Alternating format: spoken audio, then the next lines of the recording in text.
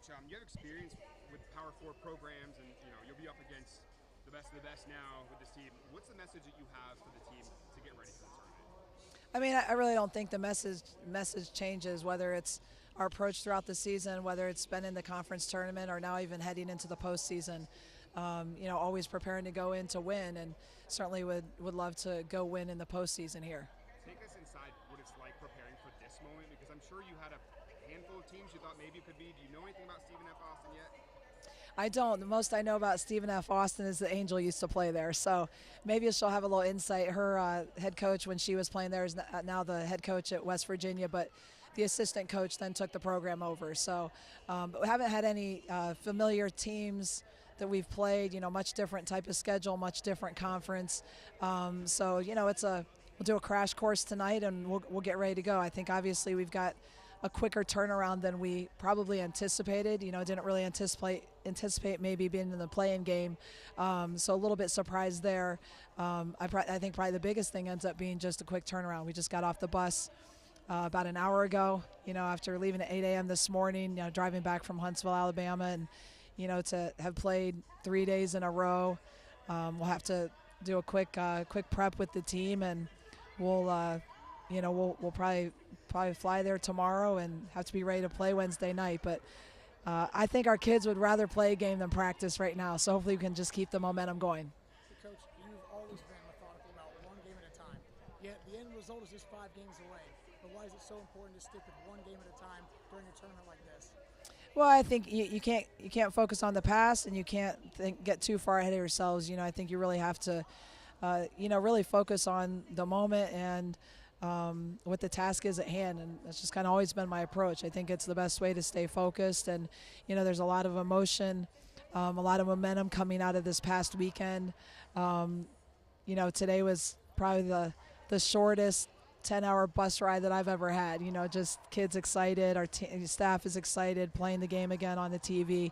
But now as you find out who your next opponent is, it's I'm in playing mode now. It's trying to learn as much as you can about the team that we're going to play, and goals to go win in the postseason.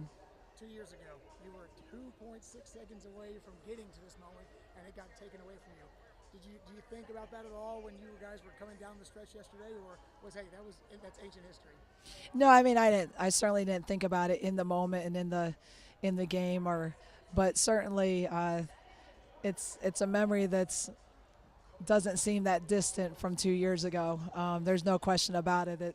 It's one of those you kind of feel like always haunts you. That 2.6 seconds, and we were so close, but things happen for a reason. I think it's helped us continue to lay the foundation of, where, the thing we always emphasize is, it's all the trials and tribulations, the adversity, the success. It's all the things you go through that then when you're able to win a conference championship like we did yesterday, after 3 really hard days, it's what makes it so rewarding. It's not literally that moment. It's you see the emotion of our kids, you see the emotion of our staff, of all that we overcame to get there, all the things that you go through throughout a season to get there. And so I think more than anything, it's kind of a culmination of all those emotions that was great yesterday. And of course, as an assistant at Duke, you got to see the confetti fall down. You had a national championship. What was that like? Do you remember that? And how fun is it to be back in here as a head coach? Oh, it's awesome. And I think more than anything, I had such great experiences as a player in the NCAA tournament. I had such great experiences as a coach. Just more than anything, I want that for our kids. Our kids work really, really hard. They bought in. They've invested. They've been selfless, and they've stayed the course. And so more than anything, you just want for them to be able to feel that excitement in that moment of that we did it, and I think they certainly, and once you get to that point, then they kind of understand all you've been preaching, I think, throughout this season. So it was great to see that. Super happy for our kids, excited for them. Heading into it, I loved our draw.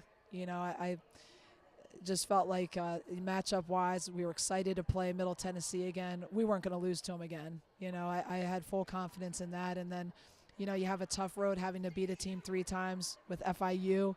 and then you turn around and play the hottest team in our conference that hadn't lost since, I think, January 2nd.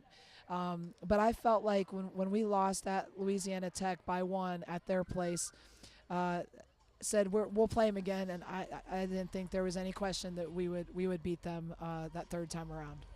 What do you think of just the playing game in the seed? Yeah, I mean, I'm surprised, to be honest. I'd have to probably do a little more digging to figure out kind of why. I thought we would be a little bit higher than that, but that's not up for me to decide. And all we can do is control the things we can. And we did that this weekend. We gave ourselves an opportunity to obviously go to the NCAA tournament, and so now remain focused on the goal, which is let's go win in the postseason. I'm curious, the voice thing, I'm sure, it actually affects how you have to coach. It's going to be loud in there. What's your strategy? How do you adjust to something like that?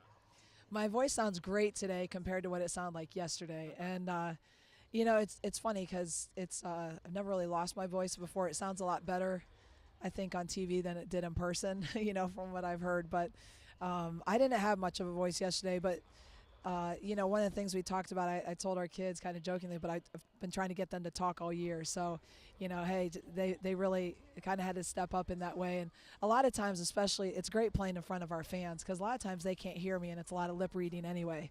So I think they're kind of used to that to an extent. But my voice is a lot better than it was, and I feel fine. And I actually lost it kind of before our first game. I was losing it, and by the second game, it was gone, but it had nothing to do with the coaching or yelling or anything like that. I just wasn't feeling great, and at least I started feeling better and then lost my voice. So. Last one from me. You got Kamen. I mean, right, just like Lacey was, just like Jackie Stallman. So many great players have come through here. You've gotten to coach a few of those. What does it mean to you as the coach of this great legacy program to have a girl like Kamen, homegrown talent, help lead this team when she had to get to where you guys are?